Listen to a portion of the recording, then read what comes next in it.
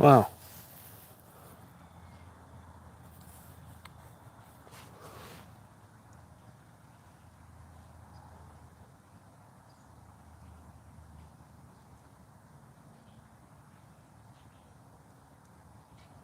Oh, one person's live.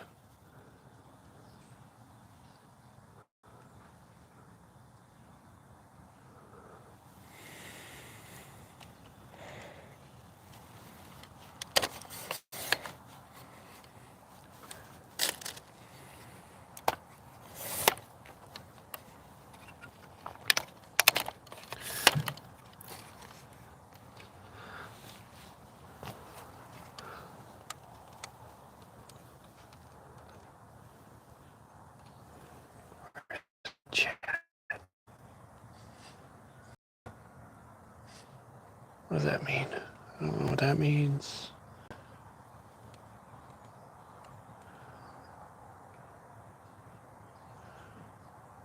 How do I see the chat?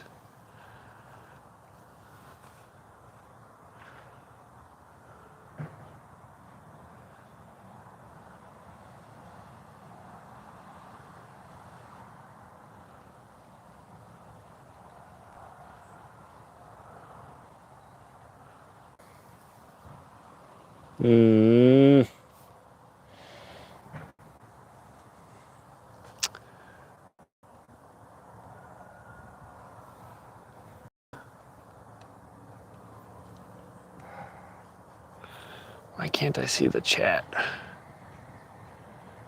Come on, show me the chat. I don't see it. Oh, okay. If anybody can hear me, can you chat something? It's my first time doing this. Audio, can you hear me? Oh, man.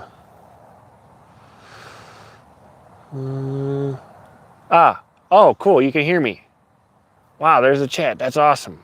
Oh, sweet. Hi, everybody. Okay, give me 1 second. I gotta grab a chair. I can't believe this works. I'll be right back.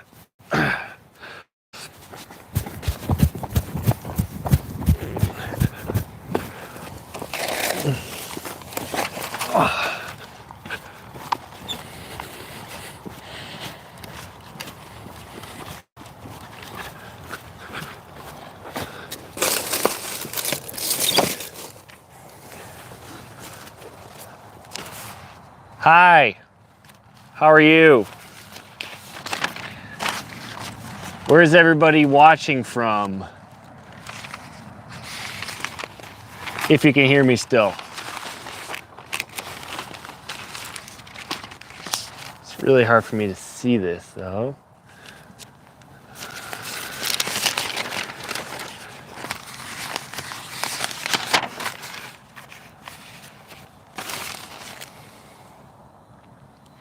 Well, I'm gonna just wait for a few more people to... Denver, cool. What's the weather like in Denver right now?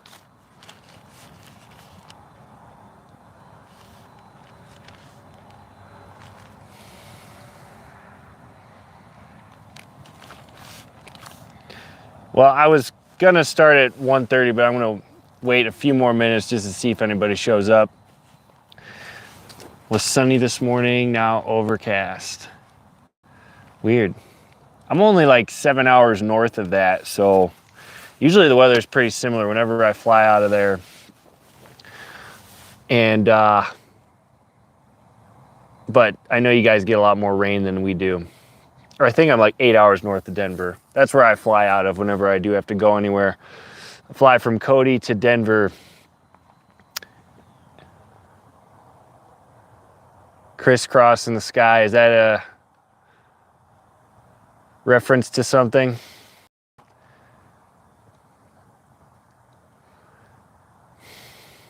Yeah, crisscrossing in the sky happens a lot around here too.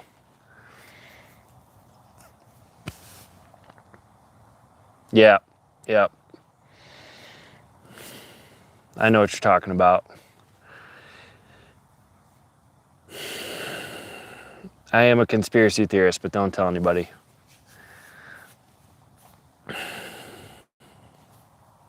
Well, I'm going to go ahead and get started, and, maybe, I don't know, this is my first time doing this. I have no idea how to actually get people to show up here. But what I was going to do today was just do a little fall gardening reflection webinar, because it's kind of what I'm doing a lot of on the farm for anybody that's interested in, gardening, because there's a lot of parallels to growing food in your backyard to what I do here on a half an acre of vegetable farm here in Wyoming. So just a little background about myself. If you have watched any of my videos, you might have seen me talk about my background, but I'm Zach Buckle. I own this half acre vegetable farm you see behind me. And here in Cody, Wyoming, we have a 120-day growing season. So it's pretty tough to grow enough vegetables to actually make a business like this work. So we're pretty intense about getting 2 to 3 crops a year in the space that we have, because that's the only way to make money. But yeah, we've sold a little over $70,000 in vegetables so far this year. And my goal is to hit 100,000 by December 31st. So we still have a ton of food behind me. We actually have a whole bed of summer squash right here that is still producing, even though we had one little frost, but it's still producing. I actually got to harvest some of this in a little bit. We have our market tomorrow, so I have a little bit more to do before I'm ready for market. But we sell most of our product to farmers markets, a little bit to restaurants, and a little bit to a veggie box that we have in the summer. So the rest of the season we'll be selling to farmers market mostly, and we have all of our greenhouses full with winter produce. So stuff like spinach, green onions, carrots. We have like 6 beds of carrots, and we harvest that through January. So we've already sold 73,000. I'm pretty confident we'll get close to 100 by the end of the year. It's a little trickier to sell in the winter, but sort of not. It depends on a lot of things. And this is the first year I've ever had enough to really even talk about those kinds of numbers. The last 3 have been, maybe 50, just because it's really hard to grow a farm basically, and there's a lot of learning curve to it. So that's my background, a little bit about my background, and what we're planning to do the next couple years here on the farm is grow it to, I'm hoping in about 5 years, we'll grow it to a $300,000 a year farm. That's my goal. And I think we're making pretty good progress with that. But the whole point of my channel here on YouTube is actually not to talk too much about farming, but to share what I've learned farming vegetables with people who want to grow their own food in their own backyard. Because starting a farm like this is really, really hard. I don't regret it, and I love it. It's definitely what I'm meant to be doing with my life. But if I had to do it all over again, would I do it? Probably, but I'm crazy. And, it's knowing what I know now, it is so much easier to just grow your own food compared to doing what I do here. In your backyard, it's so much easier. And that's why I'm so passionate about this, because I don't see a lot of other gardening channels teaching farming methods to grow food in a very small space. And my whole business model is based on growing a lot of food in a really small space. So $70,000 to $100,000 in sales on a half an acre is a pretty good number. If you know anything about market farming and market gardening, and it could be a lot better. There's a lot of farms out there that do way better than me. I'm still pretty new at this, but the strategies are what I'm teaching gardeners. I want to teach gardeners how to grow 2 to 3 crops a year in their backyard. And so what I want to do today is go over a little bit of what I've been reflecting on this season. And since it's fall, all of the real stress is over with for me. All of the crops have been planted. The last planting we did for winter was last Friday. So October 7th or something, or wait, no, this Monday, was it? I think it was this Monday. Time gets real weird for me by now, but we planted a bed of Tokyo Bacana salad mix in our greenhouse that should mature by November. So we're done planting, so it's kind of chilling out for me, and I'm doing a lot of reflecting on how the season went, what went well, what didn't. And so today I'm going to go over that, and hopefully I'd love to hear some of what you guys have been doing in your backyards, if you have been growing at all, at the end. And I'll definitely leave some time for questions if anybody has questions. So just a little bit about what we're doing right now on the farm, because it is such a slow time of year. What we're doing is slowly but surely harvesting all the stuff you see behind me, because we do want to get most of this harvested before it gets really cold. So we have like 4 or 5 beds of carrots left that we'll harvest by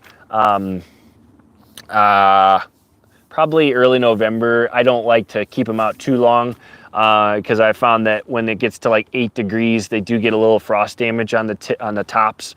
But we'll be harvesting stuff like that, green onions, kale, deep into November. This summer squash right next to me, I don't know if you could see it, but that is, we've only got a week or 2 left of this. This is a real big bonus plant. Normally we're not having summer squash this late in the season, but it still tastes good, and it's still producing. I bet I got another 5 pounds or something in there. We've already gotten over 300 pounds out of this one bed so far this year, so I'm pretty happy with that. But so we're just harvesting a little bit, slowly but surely, and then we got a lot more to harvest in our greenhouses through the winter. And then as we harvest a whole bed, we're putting in our compost. Some of the amendments for next year, like we're putting sand in a lot right now to start to break up that clay that we have, which we have concrete clay soil, and tilting that in, broad forking, just doing some bed prep to make next year go easier. And this is something you could do in your garden too. You know, it's a great time of year to do it, because usually, you know, if you're lucky like me, you got great weather, you don't have a lot to do. I like to do as much of the bed prep in the fall as possible, because it's a lot less stressful. In the spring, there's so many other things that I have to get done that are really high priority, that I don't have time to be doing these kind of tasks too much in the spring. So we try and get as much of this done at least outside in the fall, because it's lazy. You know, we just kind of do it whenever we feel like it. That's the energy, you know. Broad forking and bed prep and stuff you could do. It's not really that strenuous. We do move compost, but you know, we're broad forking. That's just a nice workout, you know. You could just kind of, and we have a great view too. We have mountains and trees to look at and stuff, so it's really relaxing. And so we're doing that, and then we are basically pulling any last minute weeds that are going to seed, so we don't have weeds seed in the ground next year.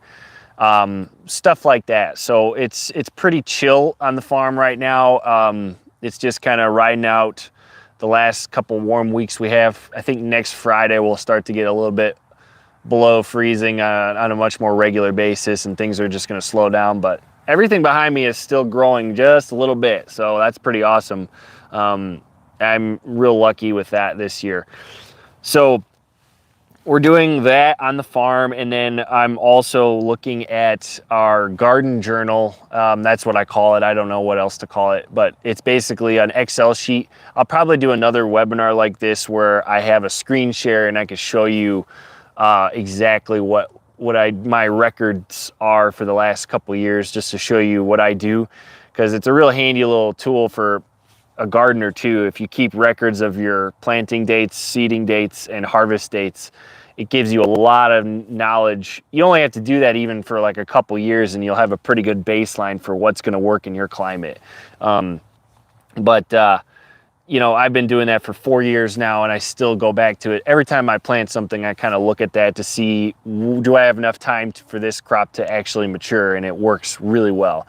So what I'm doing is I'm looking at my journal and seeing which crops yielded the amounts that they did and stuff like that. So like this squash, I just looked at the yields for this yesterday, and I use Excel, and you just count what the yields were every week, and you add it all up, and it was 300 pounds. That's really good. And that's how I know that this is a crop I'm going to keep growing every single year, because that's a really nice yield on one bed. And just so you know, when I say one bed, that's 50 feet by 2.5 feet. So it's 125 square feet, just so you know, if anybody's into that. But so 150-foot bed is pretty good. And then, so I'm doing that, and I'm also tracking yields for harvests that are coming in. Like, we just got done harvesting and curing our shallots, which is a really good winter product. And we got 120 pounds per bed, which I'm mostly happy with. I want to do more. But those kinds of numbers help me next year when I'm planting to know how much of that I want to plant, because since this is a business, I need to keep track of yields, and I can't grow something if it doesn't yield enough food. And so if you use those same techniques in your backyard, it's like, you know, you just have truckloads of food for your family. You know, you shouldn't even need to go to the grocery store July through October, you know, because if you do use these techniques, you're going to have so much, you're not going to know what to do with it. And I'm not just talking about, you know, the stuff that I grow. It's about 20 different crops that you can feed yourself through a winter with. So I'm doing a lot of yield counting right now, like what is producing X amount. And so some of the things that I've learned by looking at my yields of all my crops so far is which crops worked for me this year and which ones didn't. So there was a couple of really nice surprises for me. But first, I'm going to go over the crops that didn't work for me in my context. And this kind of will tell you some stuff about what would work in your context also, if you're just growing on like 250 backyard. Because if you want to grow a lot of food, it's important to focus on the right crops. So for me, this year, I'm going to stop growing red cabbage. There's a red cabbage called Omero from Johnny's, and it just doesn't seem to work in my context, because when I plant cabbage, I'm planting a plant in 10-inch squares. So it's a little hard to explain what that means, but it's basically on my bed, in a 2-foot section of my bed, I should be getting about 6 to 9 heads of cabbage. That's what my goal was in my head. It didn't really work that way, because cabbage doesn't really like to be planted that close together. That particular variety doesn't. But the other variety, which I forgot the name of it, but it's the green, quick growing cabbage at Johnny's. That one works great, and it works in about 70 days. You get a 1 to 1.5 pound nice cabbage. And I like these cabbages because they're like the size of a softball. It's not like a big 10-pound cabbage that you have to make a ton of sauerkraut with or something, you know.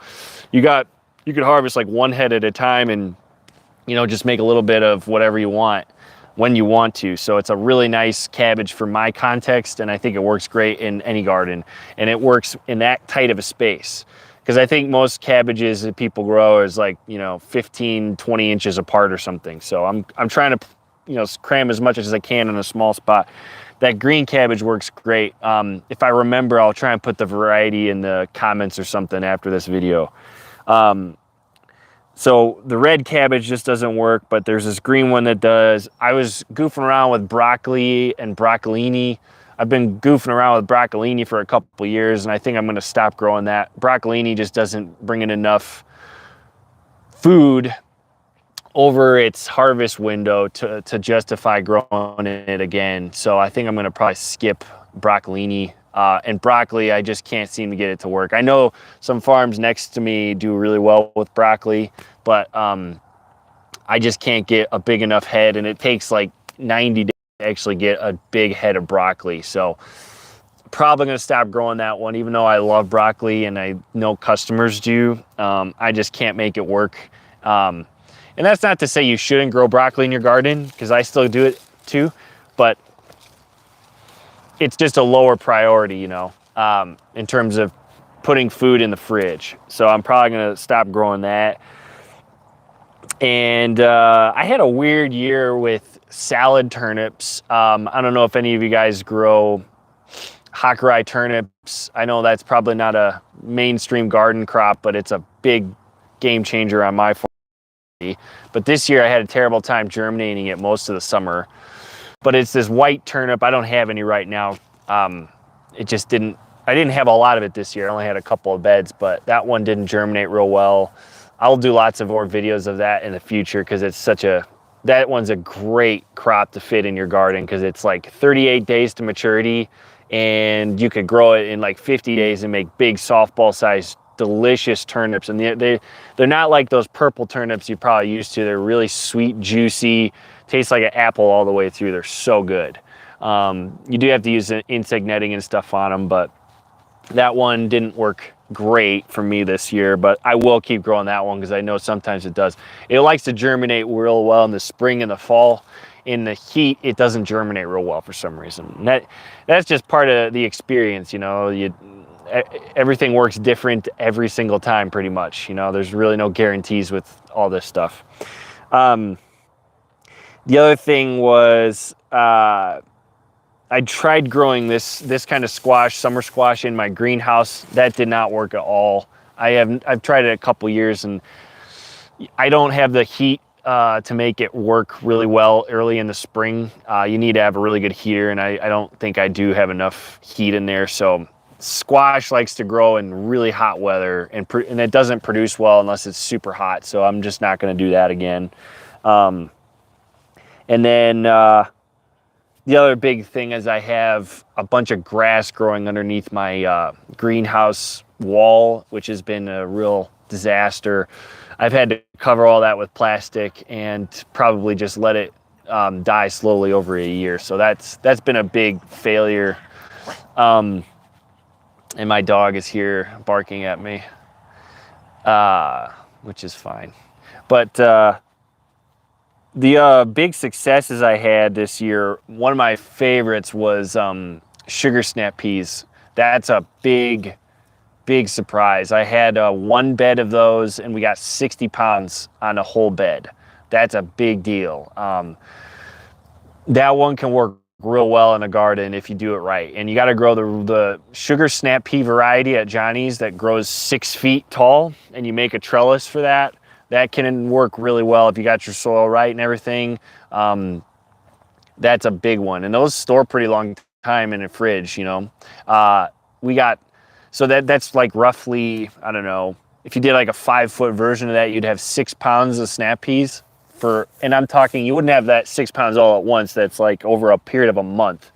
So you could have an amazing crop of snap peas for basically June through mid-July or something. And everybody loves snap peas. So that's an awesome one. It's a huge seller for us at the market. That's why it's a big deal for me, because it draws people in.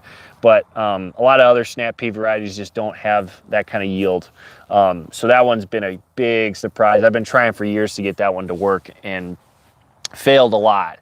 But this is the first year it worked, and I'm going to do it again and again and just keep getting better at it, because I think you could get more. In those, you need to feed them a little bit, like throw a little side dressing of some alfalfa meal or something, and that helps. But yeah, once your soil's really well, that's an awesome one. And you can do the same thing with green beans too. I mean, green beans are really great like that. Or even if you wanted to grow dried beans, a lot of those you could get a really nice yield if you grow the pole variety that grows 6 feet tall. Those can be a big success for you. But you can't just, the bush beans and bush peas that a lot of people grow don't yield as much in a small space, you know.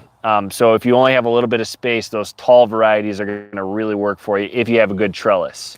There's a video on anybody that wants to set up a trellis exactly like how I set mine up.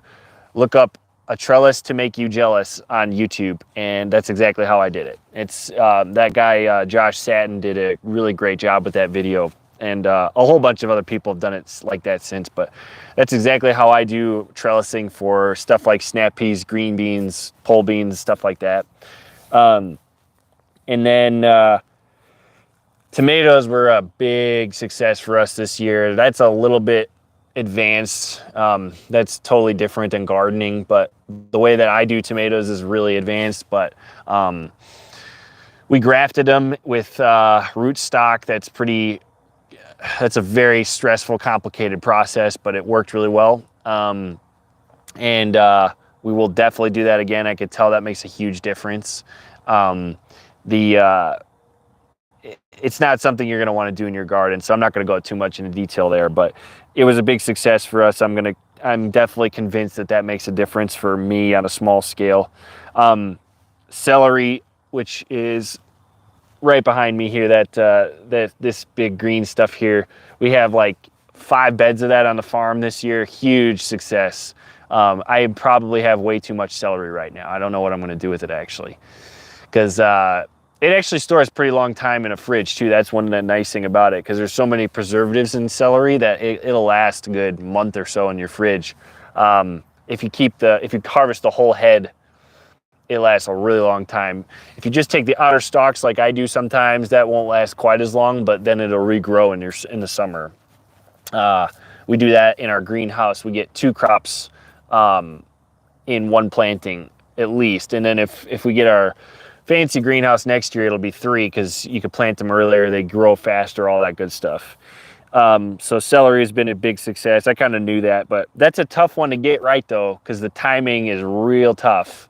I basically starting around mid-February, I seeded celery once a week, basically once a week, maybe once every other week, until mid-March, and that was the celery for the entire year, because it takes so long to grow as a plant. And that's partially because my nursery sucks, and I don't have a lot of nursery space, but the growing time on that is forever. It takes like 20 days to germinate, and then it takes like, I don't know, 8 weeks or something to grow into a little plant that you can put in the ground. So it takes a long, long time. But that works really well. We're getting pretty good at that. In fact, so good that I'm going to have to dial it back next year, because I just don't need that much. It is kind of hard to sell, but that's a great crop for your garden too, because again, it could take a little bit of a frost, not too much, but once you harvest it, it's good for like a month in your fridge. Because the celery you buy in the store is already probably 2 weeks old by the time you get it, maybe. This stuff will last way longer for you in your fridge. All the stuff I'm talking about lasts 2 weeks longer than the fridge, pretty much. Just because than the grocery store, just because it's right from your backyard. So that was huge. Cilantro and dill was a big success. We crushed it on that. I'm blown away by how well that worked. Mostly because we actually had a good market to sell it. We have a Mexican restaurant in town that buys like 16 pounds a week. So that's awesome. Because when you grow celery like that, it's like when you grow one 50-foot bed of celery, it's a couple hundred bunches at a time, and it's every week. That's how much you're getting. So it's a lot. You're probably not going to want to grow that much in your garden, but it's a pretty easy one to get a nice yield with if you're on top of it. If you're seeding it in transplants every week, it should be pretty abundant. The key to growing cilantro and dill, if you do want it all season, you just have to seed it all the time, because it bolts. We have a really good variety right now called Calypso that it seems to bolt way slower than other cilantro. I had like barely any of it bolt this year, which is a new thing for me. And we grew all of this stuff as a transplant. So all the cilantro and dill is a transplant on the farm in a paper pot, which is basically just a fancy way to transplant a lot of stuff really fast on a farm. But you don't need that for your garden. So if you just did like a 6-cell tray of cilantro and dill every other week or something, you'd have a constant supply all season. And you have to like cilantro and dill for that, but I personally am obsessed with it. I need it all the time. We go through a lot in my house, and dill just makes my life better. I just feel better when I'm eating fresh herbs a lot. It just, all food tastes better, puts a lot more life into you. It's great. So we did really well with that. I guess another success is kind of like we, this whole field behind me was covered in dandelions in May, which was really stressful because I don't know what I did. I stopped caring. My motivation was pretty low about a year ago because a lot of things went wrong, and I had labor shortage issues. That was really what happened. Was I didn't have enough help to stay on top of those kinds of things, and so I am sure I let a ton of dandelions go to seed in here, and that caused a big headache for me in the spring. So we were religious about getting rid of those this year. I spent weeks just digging out dandelions this deep. It was horrible. The hardest hand weeding I've ever done, and we got rid of some thistle and stuff, but it's pretty immaculate. It's no, I wouldn't say immaculate, but it's way better now. And I know we're gonna have to do it again next year, but it won't be as bad, nearly as bad, because we were staying on top of it all the way up until now. So even now, when I see something going to seed, I want to grab it and get it out of here, because one dandelion plant can drop like hundreds of seeds, you know, and that becomes a big headache when you got to, you know, deal with a big field of it. You know, this bed that I'm standing in right now was literally straight dandelions. It was like a carrot bed, just filled with dandelions. So that was bad, but we did get that under control, and I'm looking forward to the next couple of years because it won't be as painful. You know, staying on top of those kinds of problems just saves you a lot of work in the future. And now that we have really good employees, it makes it really easy to stay on top of this stuff without, you know, anybody being too overworked, because doing that kind of work for 8 hours a day is just brutal. Nobody should have to do that. So the nice thing about having help with this big of a operation is you could spread those kinds of tasks out. But in your garden, it's pretty easy to stay on top of that, you know, because you're just dealing with a couple hundred square feet, not a half an acre. So that's been really good. And then some of the things, reflecting on all of this, what we're going to really work on improving next year, and this is sort of an ongoing thing. I'm going to be doing this a lot over the next couple months, is like figuring out what we want to double down on next year. We're going to double down on all the crops that I mentioned that were success, and eliminate the ones that didn't work for us. And we're going to keep working on improving our soil. We've been taking soil tests, and I got to send them in again to the lab right now. But we take soil tests on the field and all of the greenhouses and send them to a lab, and they tell us which nutrients to add and stuff. And I think that made a huge difference this year. I just can tell all the crops just looked a lot more vibrant. Colors were good. And we were adding, the soil test told us to add certain amounts of stuff like calcium, boron, copper, all that fun stuff. And that helps slowly over time make it easier for the crops to grow fast and stuff. There's all sorts of little things. I've only been doing it for 1 year, so I can't even really speak much about it, but I could tell even after this year there was a difference in how well the crops grew. And ultimately, the easier it is for your plant to grow, the more food you're going to grow. You know, the less stressed the plant is, the bigger it's going to get, all that good stuff. So it benefits when you're wanting to grow yields. You know, I don't know if I would do it too much for a garden, like in our no-dig garden over there. I don't know if I would bother too much, but just paying attention to it is a big deal. And we're also adding sand a lot too to try and improve the clay. Clay is we have just concrete soil we're dealing with here. So it's a disaster. We're adding like 8 quarts of sand per bed to try and break that up and make it easier for us to plant and stuff. But the nice thing is about the whole no-dig style, this is not really no-dig. The farm is more like never sink farm style, where we're not really doing like cardboard and compost thing. But the way that I teach in the gardening course, the no-dig style is a lot less work than this. It's just putting compost on once a year, and I could tell the plants love it. They just absolutely thrive in that environment. I would do that here if I had unlimited access to compost, but it's really hard to get massive amounts of compost like that. To do a half an acre, you'd need massive amounts, because I don't want to get my own compost, but it's something I might try a little bit of actually in a greenhouse, do little bits of it. But it's easier for us on the farm to just add 1 inch of compost a year to everything, and then add our soil amendments, because they're way lighter, and they don't really cost as much. That's a big part of it. You know, as a business, I got to watch my costs, and compost is very expensive.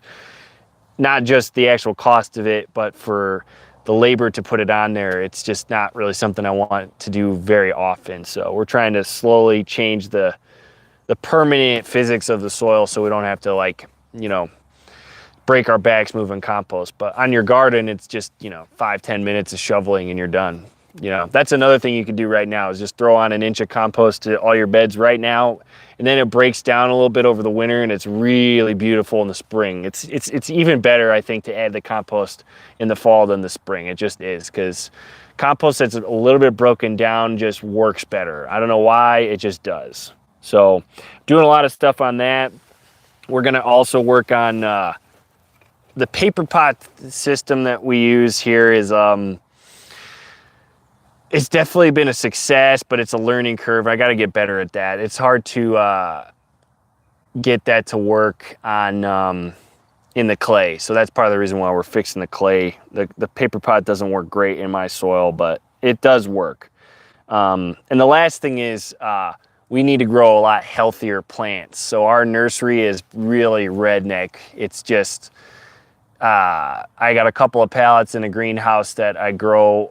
We do all of our plant starts there, and so there's no heat really. In the spring I add a little bit of heat, but the real problem is the plants are all too small when we plant them, so they take a lot longer to grow to maturity. So, you know, if you were going to start your own plants for your garden, you're going to have a lot better luck than me, because you're going to do it in your living room or something where it's like constant 70 degrees, where I'm growing it gets down to 50 every night. So it's slower. They don't grow as well. My second batch of tomatoes really suffered because of that. I didn't really heat that second batch very well, and the plants were just bad. And if you give the plants a better start, they're going to basically just grow better. So we're going to really improve our nursery infrastructure, adding a lot of heated tables and all sorts of stuff. You know, the better our plants grow, the better our crops are going to grow, basically. So that's the big things we're going to work on. So anyway, I would love if anybody else has some reflections on their gardening growing season. I'd love to see what's going on everywhere else. I saw somebody had some comment. I'm going to try and see if I can figure out how to read it. You know, one of the things that's so exciting for me with the YouTube is that I can connect with other people doing this, growing anything. Because, yeah, like I think I said it somewhere, but I actually don't know that many people growing food. You know, I know actually quite a bit of farmers around here, but there's not like a lot of vegetable growers. You know, there's a few old school gardeners that I've met, but not a lot of. There's one other guy I know that I used to work for, and I love him to death, and he's a good friend of mine. But he and I talk all the time, but. You know, it's nice to see what other people are doing. I'm really interested in gardeners and what they're doing, because you got a lot more freedom than I do. So let me see if I can read some of these things. How do I see the comments? Okay, here we go. Wow, holy cow, there's a bunch. So yeah, if you guys have any questions, please let me know. Okay, how many people are part of our crew? So our crew right now is 2 part-time. And so I was really worried about that at the beginning of the year, but it's actually worked out spectacularly. Because I thought we were going to need full-time, but it's not been a problem at all. I'm only working really on the farm like 3 days a week. So that's a game changer. I did not expect that to happen, but all the work's getting done that needs to get done. Nothing's really going to, we're not really slacking. And I think the results kind of speak for themselves. So we're doing really well there. So we got 2 part-time. Let's see. $90. Okay, compost is $90 a yard, including delivery. And full of plastic. Oh, that sucks. I don't know what to do about that. Yeah, I wouldn't even use it if it has plastic in it. And $90 a yard, for a garden, that's not bad, including delivery. That's not bad at all, honestly, because you don't need that much, right? 1 yard will probably get you enough for couple hundred square feet a year or something. I don't even know the math off the top of my head because I don't do it like, my math is a lot different for here, but there's compost calculators out there, but if you're spending $90 a year, if you just bought 1 yard and you're just doing a garden, if you think about how much food you could produce with that $90 and then seed, you could produce $1,500 of food with that, no problem. If you do the kind of stuff I'm talking about here. And food that you could, stretch through the winter. If you're really on top of this stuff, you could do a lot with $90. And I don't even know, I can't remember off the top of my head how much space that would amend, but I bet it would do a couple hundred square feet, no problem. So that's not bad, but yeah, I wouldn't do it if there's plastic in there. That would be bad. Plastic is no good.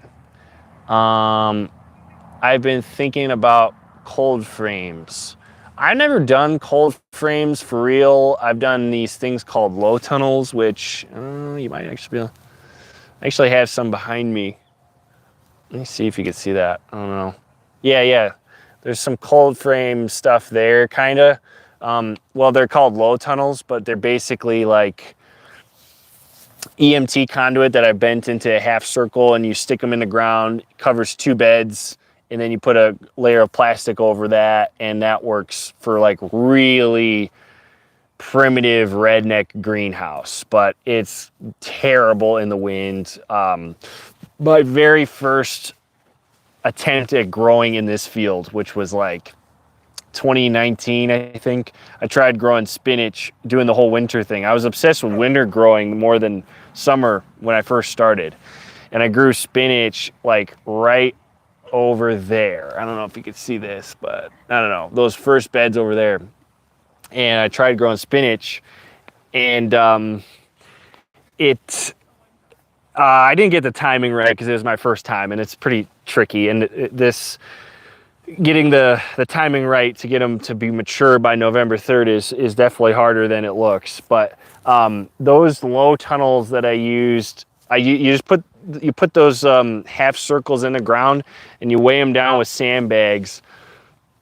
But we have just horrible 35-mile-an-hour winds here all the time. So it is so stressful to have the plastic flapping around all the time. I just don't know if I'd recommend those. Unless you're in like a really nice fenced area, you could try them. And you don't have any wind problems, then it's probably no big deal. But that's a really cheap low tunnel, the cold frame idea. But a real cold frame, those are really cool. But I think those could work great as a garden. I see some people doing cool winter gardening with those cold frames, and you just grab some glass and some wood frame, and you get your lettuce or your spinach mature by November, and you could harvest it through the winter in certain climates. Here there's challenges with that, but it'd be pretty hard here. But I know a lot of people do it, so there's definitely some cool things you could do with cold frames. All right, what else we got here? So, holy cow, there's a lot. Okay, similar issue here. I am just now making compost in trash cans. Oh, that's cool. Just now getting into it. Zone 8B, Louisiana. That's way different than here. I don't know anything about growing there. I would love to goof around with growing there though, because I bet your winter is really fun. You could do all sorts of cool stuff in winter there that I can't. Oh, okay. Bear with me here. I know I was covering the camera. I'm real new at this whole live thing, so this year was tough with the heat wave. After heat wave, then grasshoppers came. And do you have strategies to manage both heat wave and grasshoppers? Okay, where are you, Andy D? Heat wave. Oh, health-wise, you grew for 90, better than the store. I don't know what that means, but I don't know. For my heat waves here are pretty minimal. First, for my climate, we don't really have many heat waves. We do get some times where it goes above 100 for like a week or two. And what I'll do, I don't think we barely got above 100 this year. We had one midday maybe, but it was like not a big deal. And you know, I have a big problem if we have a serious heat wave. I mean, half my crops are going to bolt. So it is a problem. What I do is one advantage to having clay soil is it holds water really well. So that keeps cool for a long time. And I'll just water like crazy when it's 100 degrees. I'll water like 2 hours in the morning. Or like I actually had to go out of town a couple times this year during a heat wave, and that stressed me out. But what I did was I made sure that somebody turned the sprinklers on everywhere for 2 hours a day to make sure that the ground stays really cool, and that keeps the crop, like stuff like lettuce and cilantro is gonna bolt in that kind of heat a lot of times. And I kept most of it from bolting. There was a couple things that didn't, but that did bolt, but like I never had any cilantro bolt, which really blew me away. So keeping that ground really cool with water is a great strategy with that. And grasshoppers, that is the only thing that I use a poison for, and it's not organic. But what I'll do is I dust it around the perimeter of my, wherever I see the activity. So I don't do it like on the whole farm, just like 1 or 2 greenhouses I saw some of it, and you just dust it. It's like a little wheat bran thing, and then they eat it, and then they die. And that seems to work. I think the number one thing with grasshoppers is you want to make sure your whole perimeter is really well mowed.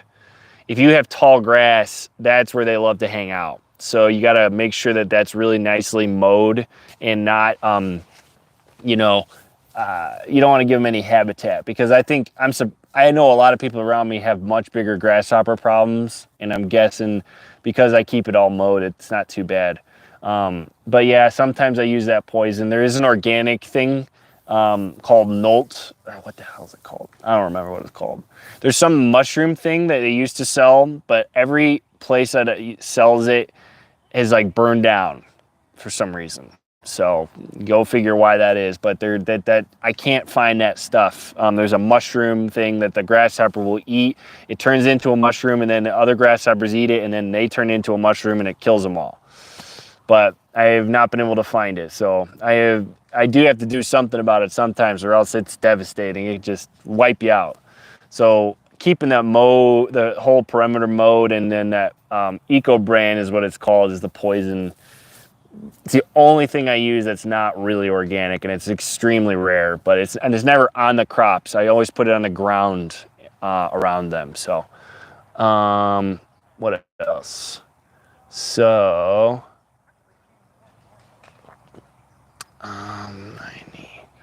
And hail, yeah, hail's rough. Zone 5B, Denver. Wow, okay.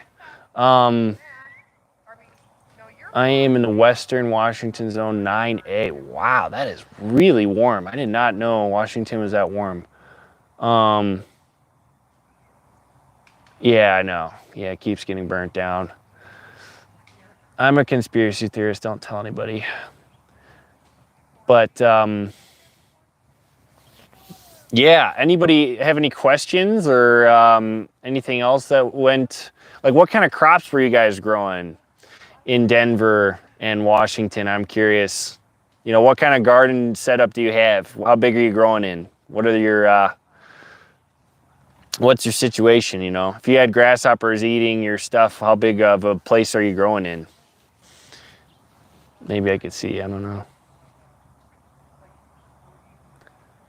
Shoulder seasons are cool and wet. Summer is a drought. Yeah, that's got to be, I bet you get a lot of rain there. We don't have to deal with rain at all here. I'm actually really glad I don't have to deal with rain. We do have to irrigate for all of our growing, but that's not that big a deal. You could buy water timers and stuff, so.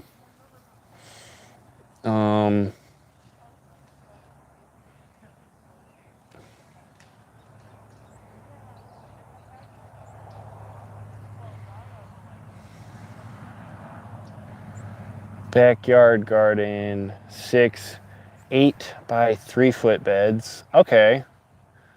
Whole yard less than a quarter acre. Wow. Okay. Those are pretty big spaces, man. Less than a quarter acre. So that's like kind of what my field is, probably. That's a lot. Wow. So are you like homesteading or what? Are you trying to grow for your entire family? Alex? 6 8 by 3 foot beds. What is that? 8 by 3 is 24. 6 times 24 is 125 or something square feet. Yeah, so 8 by 3 foot beds. So yeah, that's like one of my beds.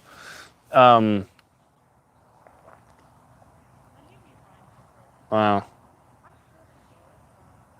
But the home, yeah, HOA, that sucks. I'm lucky I don't have to deal with that.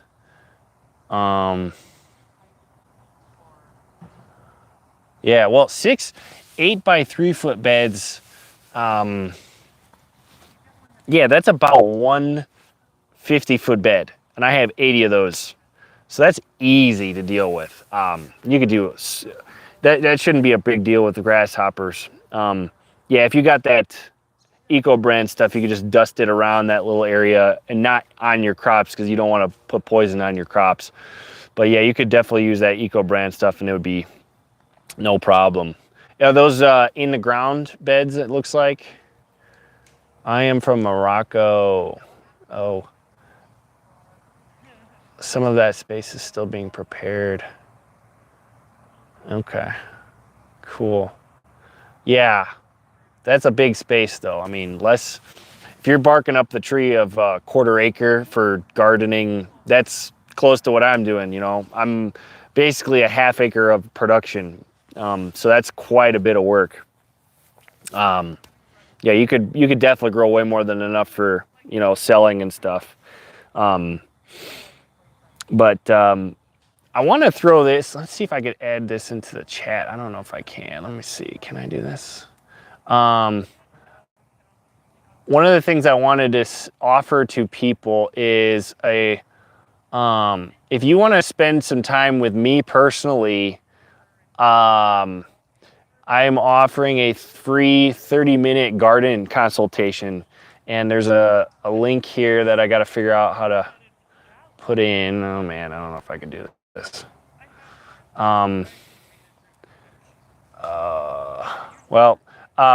There's a Zoom link that I'm going to figure out how to get in here somehow. Crap. All right, I think I'm still here. Wow, I thought I was going to be able to. Well, what I'm going to do is I'm pretty sure I could edit this after the video, but I'm going to put a link to a Zoom meetup where you could set up a 30 minutes with me to have a FaceTime where we talk about your and because I want to start learning about what people's problems are, and because I'm not really gardening much, I'm doing farming. I just told you about all my problems, but you know, problems in a garden scale are a lot different. So I'd love to spend some time with people. If you're interested, I'm pretty much going to be available. I'll take the time out of the next week or two to have 30-minute video conversations with people. So I will put a link to that in the description of this after the video is done that you can go to. Hopefully that will work. I don't know. I'm very new at this whole live thing, but do some stuff to get ready for tomorrow still. But yeah, if there's any last minute questions, I'd love to answer them. So keep them coming if you got any. I got a couple more minutes and then I gotta go do some stuff.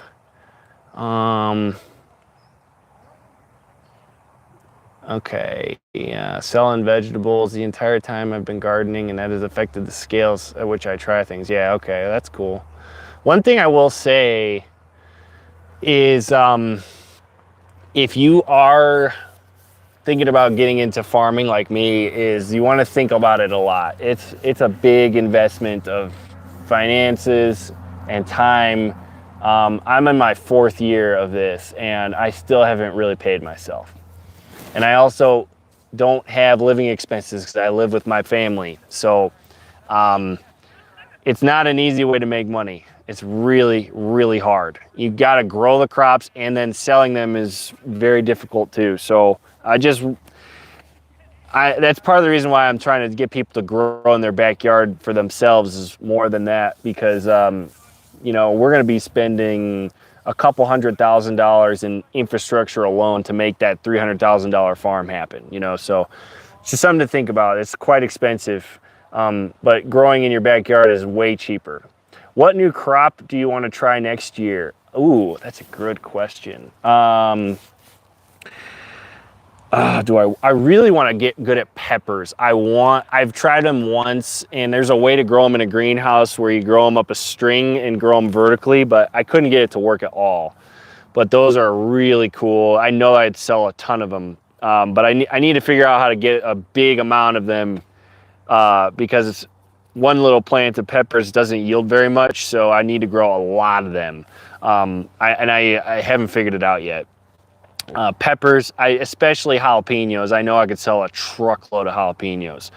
Because in my climate, I don't know where you're at. I think you're Andy. All those hot weather crops don't grow very well. So if you got them in a greenhouse, they are really valuable at the market. And really good hot peppers just, you know, make your salsa so much better. So I think I'm going to do some peppers. Let's see. We get 2 watermelon and pea crops a year. I have a 1/4 acre and a market type crop. Next year I'm going to a few acres of purple whole peas. Ooh, wow. So you must be in the South, Robert. I'm guessing you are in the warm climate. That's cool. 1/4 acre market type crop next year for purple whole peas. Oh, wow. Peas are $54 a bushel. That's wild. Yeah, I know. I'm going to need a heat mat. That's what I'm going to be buying, these heated tables that have water pipes underneath them that are heated, and that will heat my nursery plants so they'll grow way better next year, hopefully. Yeah, basically in the ground, only a 2x8 attached to hail protection, hoops, plastic. Yeah, hail's just hard. You can't control hail much, man.